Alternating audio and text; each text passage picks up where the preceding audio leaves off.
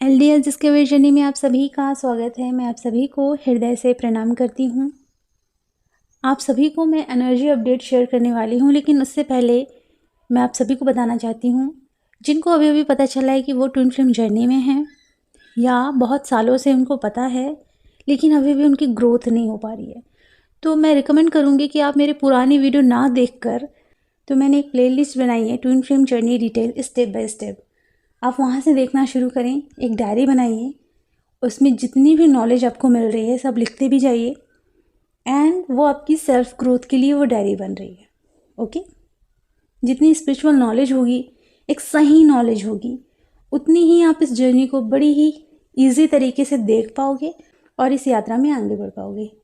आपको मैं बताना चाहती हूँ कि मुझे बहुत ज़्यादा खुशी हो रही है, और वो खुशी ये है कि मैं कई सालों से एक बुक ढूंढ रही थी उपनिषद से रिलेटेड। वो मुझे मिल नहीं रही थी, कहीं भी नहीं मिल रही थी, और मैंने बहुत रिसर्च की, बहुत जानकारी प्राप्त की, तब जाकर मुझे वो बुक मिली। और जब मुझे वो बुक मिली तो मेरे सामने एक और बुक थी शिव शक्ति से रिलेटेड, तो उसमें चूज़ करना था या तो शिव शक्ति या तो ये बुक। तो जिस बुक को मैं चाह रही थी, इतने सालों से ढूंढ रही थी, वो बुक मुझे मिल गई। मैंने बोला जिसकी तलाश मैंने इतने सालों से की, वो बुक मुझे मिल गई है तो उसे पहले लिया जाए। और शिव शक्ति से रिलेटेड भी एक बुक है, कोशिश करूँगी कि उसे भी लूँ, लेकिन अभी तो मेरी फेवरेट बुक मेरे पास आई है और मैं उसे पढ़ूँगी। जो भी नॉलेज मुझे मिल रहा है, जो भी एक्सपीरियंस मुझे होगा, सब शेयर करूँगी। और आप सभी को बताना चाहती हूँ, जितने भी आपके क्वेश्चन आए हुए हैं, don't worry, twin flame series जो चल रही है, इसी में आपके हर एक क्वेश्चन को लिया जाएगा। ओके, तो टॉपिक से रिलेटेड ही आपकी क्वेश्चन है, किसी के अलग क्वेश्चन है, किसी के अलग है ना, तो जो टॉपिक होगा उसी से रिलेटेड आपकी क्वेश्चन लिए जाएंगे। इसलिए मेरे सारे वीडियो को स्टेप बाय स्टेप ज़रूर देखना। आई नो वो थोड़ा लॉन्ग है, बिकॉज उसमें नॉलेज भी है आप लोगों के लिए, कम से कम आपकी ग्रोथ के लिए वो नॉलेज होगी। ओके, तो अब हम शुरू करते हैं एनर्जी अपडेट। पता है, कुछ दिनों से बहुत लोग इल्यूजन वाली एनर्जी में हैं, प्लस बहुत लोग कंफ्यूज हैं एंड उन पर डीमन अटैक भी हो रहे हैं। अब देखिए, मेरे ही चैनल पर एक व्यक्ति है जो डिवाइन को कुछ भी बोल रहा है एंड मेरे बोले हुए शब्द को कुछ भी बोल रहा है, तो मुझे हंसी आ रही है। ये लोग समझ नहीं रहे हैं, डिवाइन अगर आपको मनवाना चाहते ना तो वो मनवा लेते हैं, उनकी मर्जी है। अगर वो चाह रहे हैं कि आप उन्हें ना मानो ना, ये भी उनकी मर्जी है। यही नहीं समझते लोग। मुझे इसी बात में हंसी आती है कि डिवाइन को अगर आपको सच में मनवाना है कि मैं हूँ, तो उन्हें एक सेकंड नहीं लगेगा। डिवाइन खुद चल कर आते हैं। मैं बता रही हूँ, मैं अपनी स्टोरी बताती हूँ। डिवाइन खुद चल कर आते हैं। मेरे सामने भी एक लॉकेट आया था, उसमें कोई भी धागा नहीं था। उसके सामने अगर आप हीरे, मोती, प्लेटिनम या गोल्ड रख देते, फिर भी मैं उस लॉकेट को चूज़ करती। उस लॉकेट में ऐसी चमक थी जो मुझे खींच रही थी अपने तरफ। मैंने उसे उठाया, उसे मैंने थोड़ा सा पानी में डिप किया, उसमें इतनी साइन थी और किसी को वो नहीं मिली। पूरे ग्राउंड में सिर्फ मैं अकेली थी और वो लॉकेट मेरे सामने था, और मैंने उसे उठाया और मैंने उसे पहन लिया। उसके बाद मेरे अंदर बहुत सारी चेंजेस आना शुरू हो गए, ट्रस्ट बिल्ड होना शुरू हो गया, कुछ ऐसी ऊर्जा है फील होनी शुरू हो गई। यही है, डिवाइन अगर चाहते हैं ना कि आप मुझे मानो, मैं हूँ, ये फील करो, तो वो खुद चल कर आते हैं। अगर डिवाइन चाहते हैं कि आप मुझे ना मानो, तो दुनिया भर की चीज़ें होंगी आपके आसपास, लेकिन डिवाइन आपको मनवाने देंगे ही नहीं, वो चाहते ही नहीं हैं। तो इस चीज़ को समझो ना, डिवाइन आपको फियर में नहीं रखते, वो फियरलेस रखते हैं। बहुत लोग ये सोचते हैं डिवाइन इन चीज़ों से डराते हैं कि फाइनेंशियल लॉस हो जाएगा, इमोशनली लॉस हो जाएगा, फिजिकली लॉस हो जाएगा, डिवाइन डरा रहे हैं। ऐसा नहीं है। ये एक ऐसा प्रोसेस है जो कि आप लोगों को समझना पड़ेगा। इमोशनली आप दूसरों पे डिपेंड हो तो हर्ट तो होगा ही, फाइनेंशियली आप दूसरों पे डिपेंड हो तो हर्ट तो होगा ही, फिजिकली आप खुद एक्टिवेट नहीं हो, अपने आप को एक्टिव रखते नहीं हो, तो लॉस तो होगा ही। तो इसमें किसकी प्रॉब्लम है? ये आपकी खुद की है। ये आप यही नहीं समझते। अगर आपको फिजिकली एक्टिव रहना है तो योग करना पड़ेगा। अगर आपको इमोशनली बैलेंस रहना है तो आपको इनर वर्क करना पड़ेगा। आपको फाइनेंशियली स्टेबल रहना है तो आपको मेहनत करनी पड़ेगी। दैट इज़ जो पूरी दुनिया कर रही है। बहुत बड़े बड़े कंपनी डूब जाती है लेकिन वो वापस से उठते हैं ना, क्योंकि उनमें दम है। अगर वो ब्लेम करते रहें या बैठकर डिवाइन को ही ब्लेम करते रहें तो मतलब क्या है। डिवाइन भी सीधा कहते हैं, अगर तुम में खुद को बदलने की हिम्मत नहीं है तो तुम मुझसे शिकायत मत करो या मुझे आरोप देने की कोशिश भी मत करो। हाँ, अगर तुम चाहते हो कि ये सब परफेक्ट हो, एक सही तरीके से हो, तो तुम मुझे अपने साथ रख सकते हो। मैं एक सारथी के रूप में तुम्हारे साथ रहूँगा। तो जितने लोग हैं जो चैनल पे आकर अटैक कर रहे हैं, बुरा भला बोल रहे हैं, मुझे उन पर हंसी आ रही है। इसलिए आ रही है क्योंकि वो लोग ये समझ नहीं रहे हैं, ये सब डिवाइन का प्लान है। हमारे हाथ में कुछ नहीं है। अगर आपके हाथ में सच में कुछ है तो वो है आपका खुद का कर्म, कि आप क्या कर रहे हो। एंड प्लस आपके हाथों में जो रोए हैं ना, वो भी आपके कंट्रोल में नहीं है। कब कोई एनर्जी पास होगी और वो कब खड़ी हो जाएगी आपको पता ही नहीं चलेगा। आप खुद के कंट्रोल में नहीं हो। तो डिवाइन नहीं चाहते कि आप उन्हें मानो, इसलिए वो ऐसी चीज़ें क्रिएट करते हैं कि आप उसे ना मानो, क्योंकि नहीं चाहते। आपके मानने ना मानने से उन्हें कोई फ़र्क नहीं पड़ने वाला। आपके सामने बहुत सारी चीज़ें लाएंगे। देखिए, ये वीडियोस भी ला रहे हैं, आप इस पर आके अटैक भी कर रहे हो। डिवाइन चाहती ही नहीं है, वो चाहती ही है कि आप मत मानो। आपको एग्जाम्पल मैं देना चाहूँगी। विराट कोहली ने अपने इंटरव्यू में कहा था, क्या गॉड आउट की बातें कर रहे हो, इन चीज़ों पर उन्हें बिलीव नहीं। इसी मंथ हम लोगों को एक वीडियो रिसीव हुआ कि वो हमारे यहाँ उज्जैन की जो मंदिर है वो वहाँ आए शिव जी के दर्शन करने।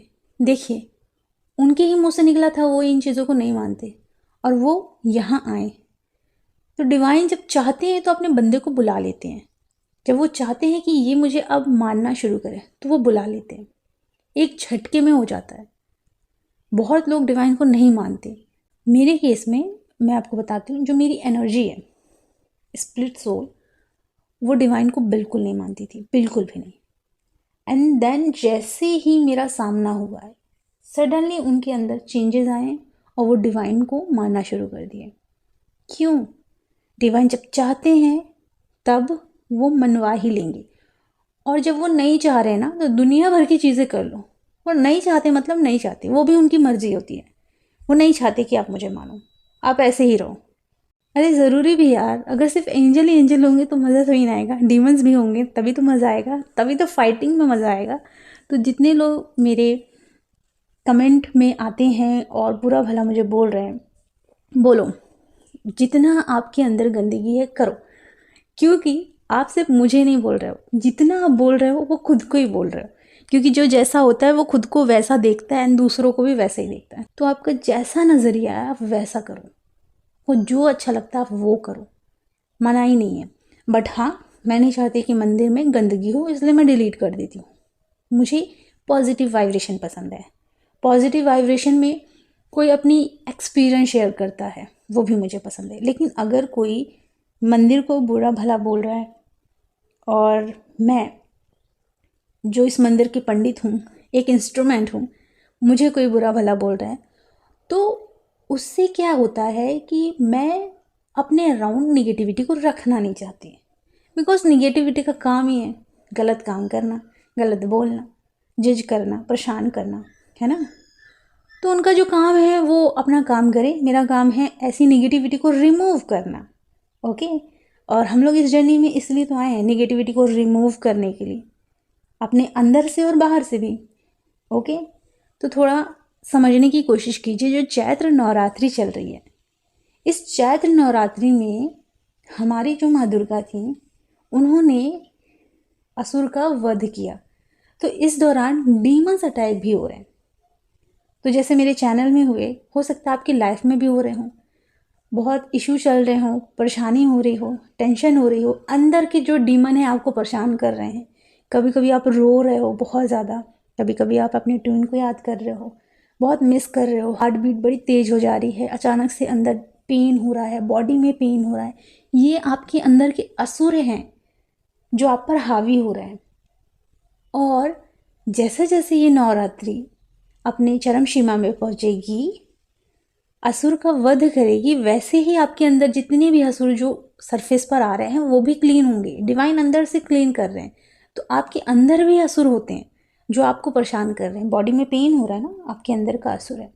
तकलीफ हो रही है ना, रोना आ रहा है ना, पेन हो रहा है ना, ट्विन ने आपको हर्ट किया, या बहुत सारे रिलेशनशिप में आप गए, उन्होंने आपको हर्ट किया, तकलीफ़ पहुंचाई, और बहुत सारे बैड कार्मिक अकाउंट जो आपके बन चुके थे वो भी एकदम सरफेस पर आ रहे हैं। सडनली आपको किसी चीज़ से रिलेटेड फियर हो रहा है, आपको एहसास हो रहा है कि आपने कब कहाँ गलती की। आपको ये भी एहसास हो रहा है कि आपने सबकी केयर की, चाहे कितने भी रिलेशनशिप में आप गए, सबकी केयर की, लेकिन खुद को छोड़ दिया। आपको खुद के लिए भी बुरा लग रहा है कि आपने खुद की इतनी केयर नहीं करी, खुद के बारे में इतना नहीं सोचा।